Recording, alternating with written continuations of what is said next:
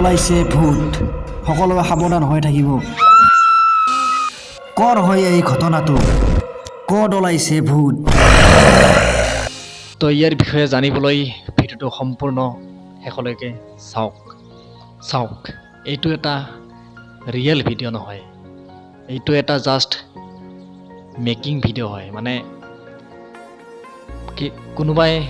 viral যাবৰ কাৰণে এনেকুৱাকৈ ভিডিঅ'টো বনাইছে ভিডিঅ'টো কেনেকৈ বনাইছে আপোনালোকক মই কৈ আছোঁ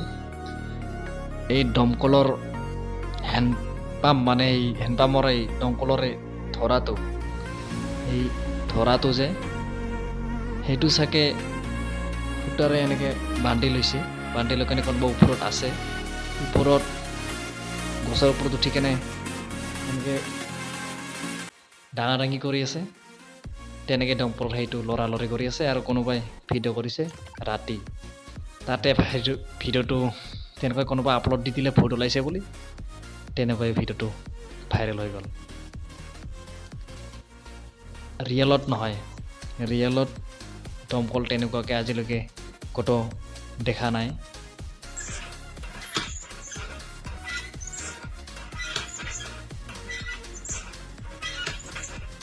এইটো ভিডিঅ' বনোৱাৰ আচল কাৰণটো হ'ল